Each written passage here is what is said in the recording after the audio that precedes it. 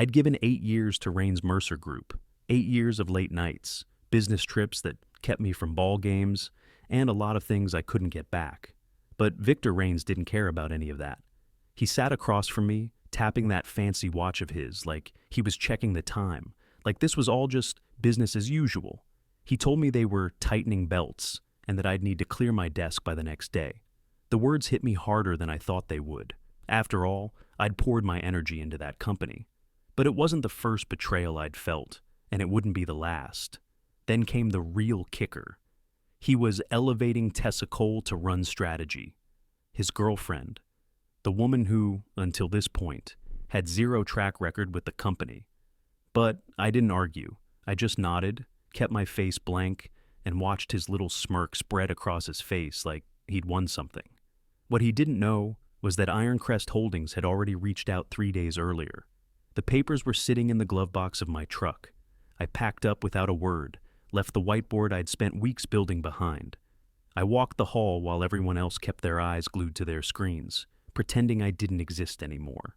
At the end of the hall, I paused at the glass-walled conference room, watched Victor walk in, and saw the realization hit him like a ton of bricks. I wasn't begging. I wasn't asking for anything. I was gone. That look on his face, it felt like a victory. I stepped into the cold, box in hand, the weight of it making the air feel heavier.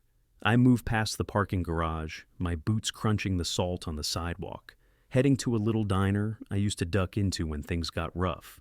The kind of place where you could sit by yourself without anyone asking questions.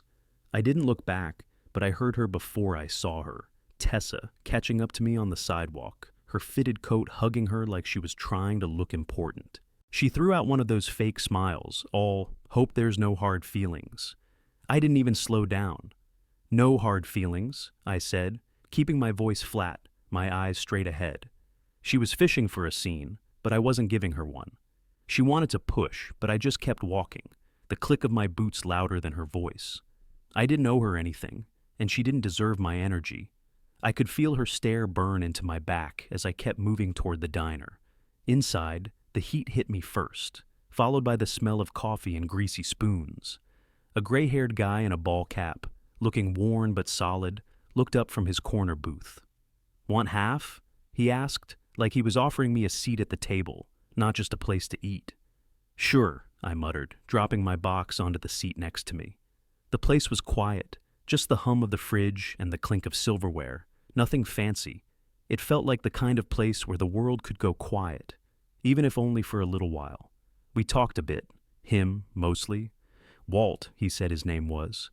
He had a son who'd burned out trying to build some CFO's bonus, ran himself into the ground, and then walked away to start a maintenance outfit. First time the kid slept good in years, he told me, shaking his head like he couldn't believe it. I nodded along, but it was just noise to me. I stared at the laminated menu in front of me, but I wasn't seeing it. Something about this diner, this small, worn-out place, it used to make me feel like I was getting away from it all.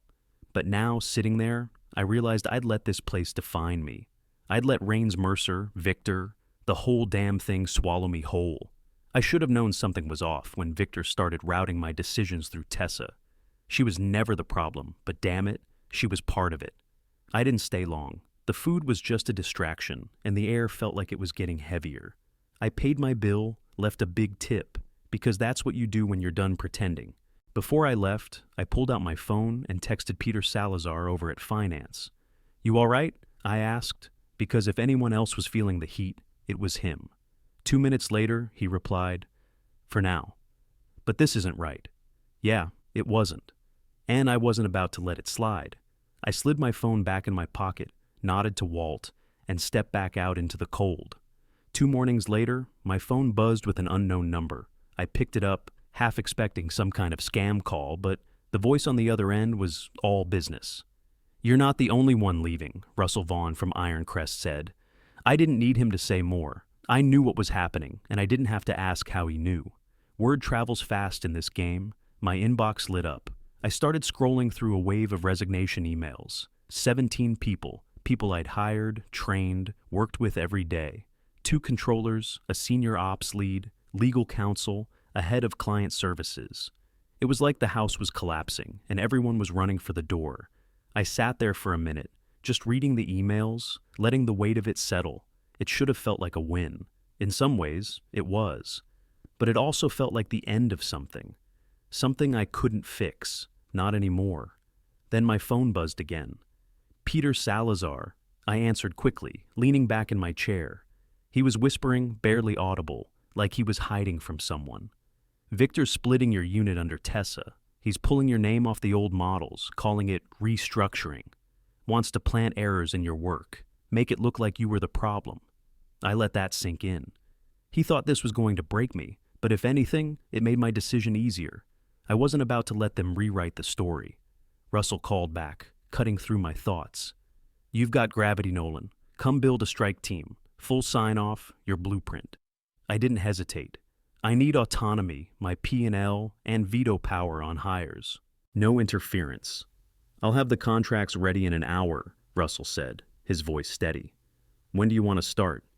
4 days, I said, already knowing what I had to do. I hung up and signed the paperwork.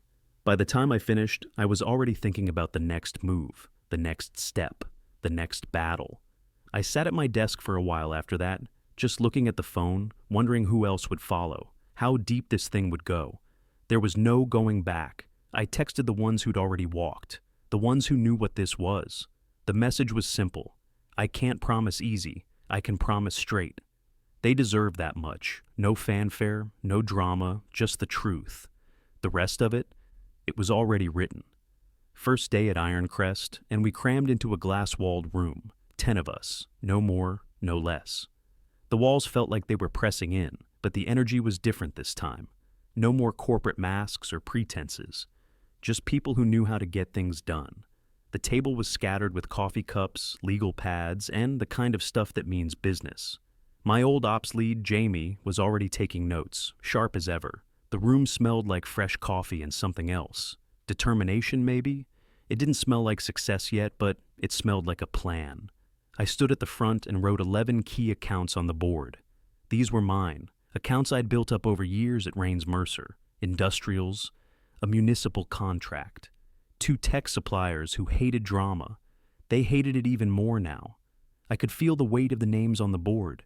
These were the people I'd fight for, the people who'd need to see something new from us, something different.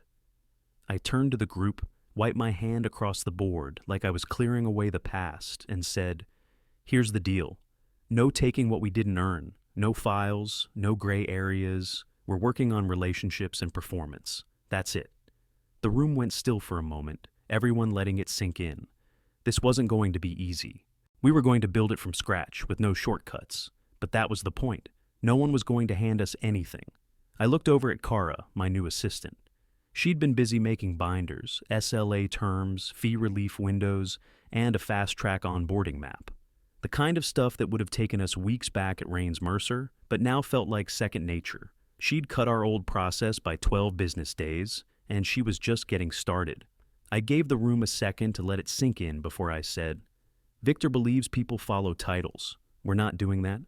Clients follow trust. We move careful, not loud. We're going to show them that we do things right. And if they want to follow, they'll follow. If not, they're not worth our time." The silence was thicker now, like everyone was waiting for the other shoe to drop. But that was the thing. There was no shoe to drop.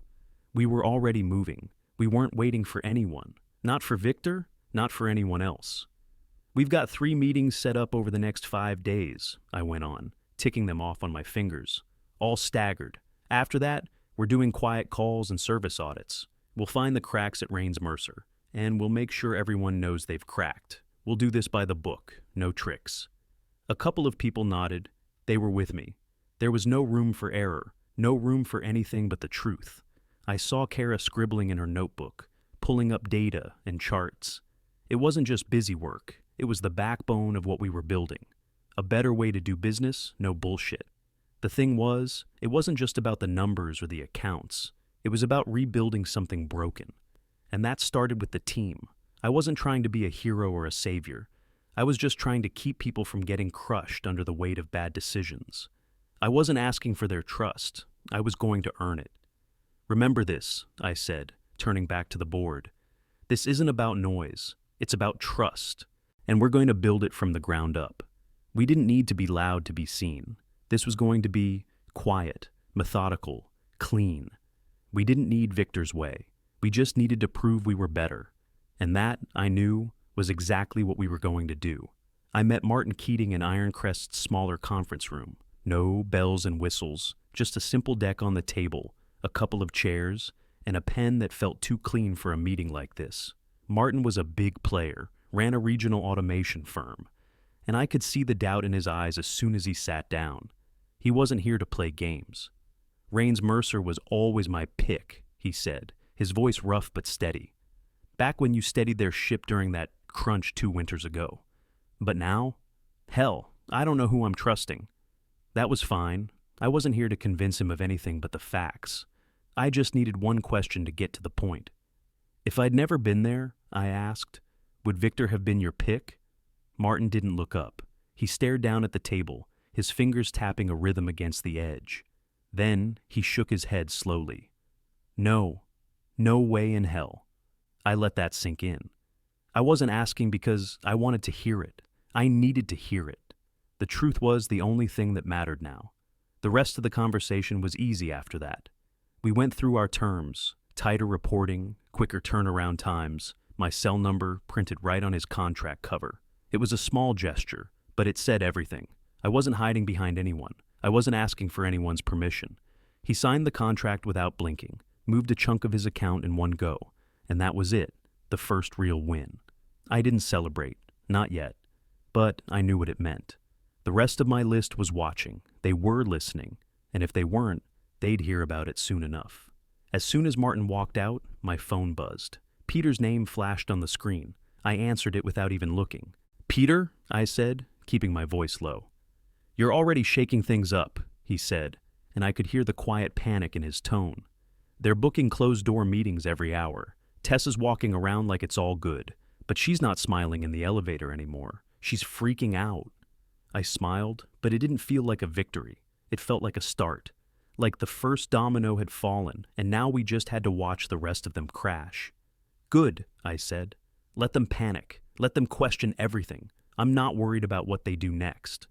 Peter paused, then laughed. "You really think that's going to work?" "Absolutely," I said. "This isn't a sprint. It's a long game, and we've got time." I hung up, pocketed the phone, and stared out the window for a moment. The view was nothing special. Just a cityscape I'd seen 100 times before.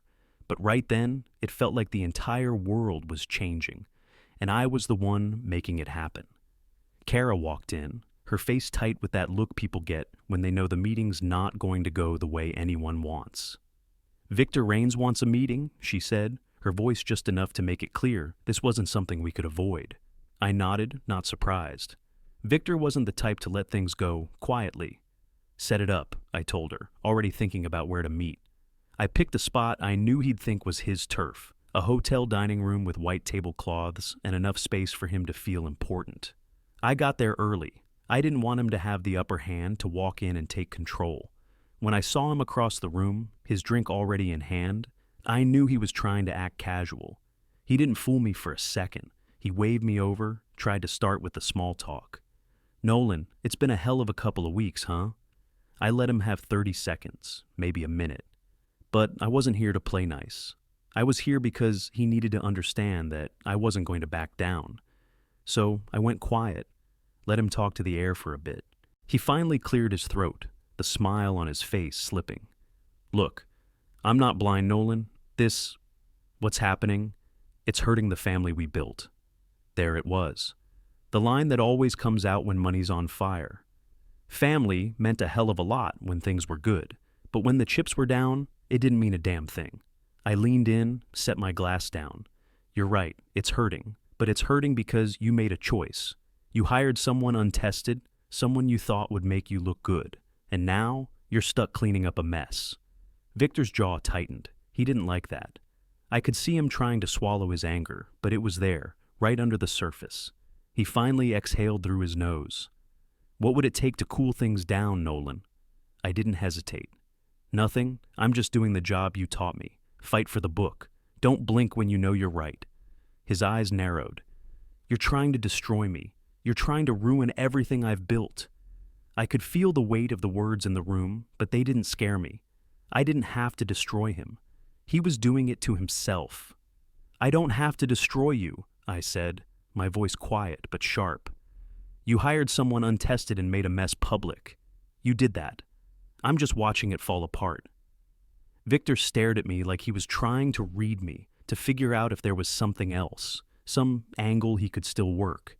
But I wasn't playing his game anymore. I stood first. I didn't wait for him to speak. The longer I stayed, the more he'd try to pull me back in, and I wasn't having it. I walked out before he could say another word, leaving him with the check and the look of a man finally learning that tables can turn. The next morning, the headlines hit, Briggs accused of luring clients with stolen models. It was all there, anonymous sources, words like concerns and patterns. The kind of vague bullshit that had no real teeth, but still managed to make a mess. The more I read, the more it felt like someone had taken a hammer to everything I'd worked for. But I didn't flinch. Kara walked in and dropped a stack of printouts on my desk. The top sheet had my name on it, bold and ugly. I could feel the heat rising in my chest, but I didn't let it show.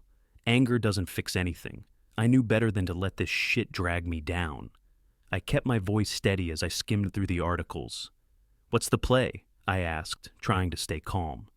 Before she could respond, my phone buzzed. It was Peter, and his voice came through low, like he was trying to stay out of sight. "Victor's been busy," he whispered. "Left your name tagged to old draft files, the ones that were never finalized, to make it look sloppy. Nothing illegal, but definitely dirty." I closed my eyes, feeling the tension grip my shoulders. Typical Victor. He wasn't the kind of guy who'd confront you directly. He was more into playing dirty, setting traps from the shadows. But I wasn't having it. Not this time. 2 days of silence, no calls, no emails, no sign of life from Victor. I'd seen this before. When people like him were backed into a corner, they didn't strike right away. They waited, watched, tried to figure out the next move. Then my phone lit up. It was Andrew Parson, the head of a logistics consortium we'd been working with for a while. I answered quickly. "Nolan," he said, his voice tight. "I'm pulling the rest of my work from Rains Mercer. You're right. Things are falling apart over there. A board member confided that lenders are getting nervous, receivables are lagging, and the CFO's second-in-command quit at lunch." I could hear the weight in his voice. This wasn't just business. It was a crisis, and it was snowballing fast. I didn't say anything for a second, just let the information settle. I could feel my pulse pick up, but I stayed calm. "Thanks for the heads up, Andrew. We'll get it done," I said, keeping it business. I didn't need to make any more promises than that. We'd already set the wheels in motion. Kara's binder, the one she'd put together, SLA terms, fee relief, a fast-track onboarding process, had been crucial. We turned Andrew's account around in 72 hours, hitting every milestone early. His trust in us wasn't just about results. It was about timing, the way we showed up when others couldn't. By 3 p.m., news outlets were buzzing with reports of an investor exodus. Leadership questioned. It felt like the walls were crumbling. Inside Rains Mercer, the photos coming in from the inside were telling a story. Half-empty floors, desks left abandoned, people packing up their things like they already knew what was coming. Peter texted me, his message short and sharp. "Emergency board meeting at 5. Victor not invited." I stared at that line for a few seconds, letting it sink in. It wasn't just the board that was scrambling anymore. Victor had lost his grip. He was being left out of the decisions that were about to change the future of that company. I didn't need to respond. I put my phone face down on the desk and took a slow breath. The storm wasn't over, but the worst of it was done. I could feel the shift in the air, and I wasn't going to let it consume me. At 7:40 p.m., a release hit the wire. Victor Rains removed as CEO effective immediately. I didn't even flinch. It was coming. It had to come. And it didn't matter how it played out. It was a done deal. The phone rang a few minutes later. I didn't recognize the number, but I knew who it was before I even picked up. "You won," Victor said, his voice low, almost resigned. I didn't have to say anything. The silence between us was enough. "I'm just working," I said, my voice level. There wasn't any satisfaction in it, just a quiet acknowledgement of what had happened, of how things had shifted, how I'd done what I had to do. Victor didn't answer right away. There was a long pause, and then I heard the soft exhale on the other end of the line. He knew it too. There was no more fight in him. "I'll send someone to clean out your office," he said, his words clipped. "I'm good," I replied. "I'll handle it." I hung up without another word. The phone felt heavier than usual in my hand. But it wasn't the weight of victory. It was the weight of a door closing behind me. It was the weight of something finally ending. And for the first time in a long while, I didn't feel the need to look back. I got up early the next morning, long before the sun had a chance to poke through the clouds. I walked the 2 miles to a coffee stand by the river, no badge on my belt, no calendar buzzing, just the cold air and the sound of my boots on the pavement. There was something about the quiet that felt like I could finally breathe again, without all the noise from the past few weeks. As I walked, I thought about the years I'd let a title hang over my kitchen table. How many times I'd told my daughter I'd catch the next game and didn't. How many nights I'd stayed late, pouring everything into a company that never really cared about me, not the way I needed it to. I thought about the things I missed, the life I put on hold. All for what? A job? A paycheck? It didn't matter anymore. My phone buzzed in my pocket, pulling me out of my thoughts. It was a junior from my old team, asking if Ironcrest had room for him. I stopped at the crosswalk, thumb hovering over the reply. "We'll talk," I typed back, "but I'm not pulling anyone out of a burning building. They need to walk for the right reasons." I sent it off and stared at the screen for a second longer, then texted Peter. "If you jump, do it clean." A couple minutes later, his response came back. A thumbs up and nothing else. That was Peter, short, to the point. He wasn't looking for a fight, just a way to move forward. Later, Kara asked if I felt better. She was leaning against my desk, her eyes trying to read me. I smiled, but it didn't feel like a victory. "I feel clear," I said. "There's a difference." That night, I went home, unpacked the last of the boxes I'd kept from the office. There it was. My old company mug. The one Victor had given me after my first big deal. It had stayed on my desk all those years, a symbol of all the shit I'd put up with. I slid it into the bottom drawer and shut it. The win wasn't loud. There was no cheering, no applause. It was quiet, clean. It was that I didn't owe Victor or his girlfriend another thought. The mess was theirs to clean up now. I had my name back, and that was enough.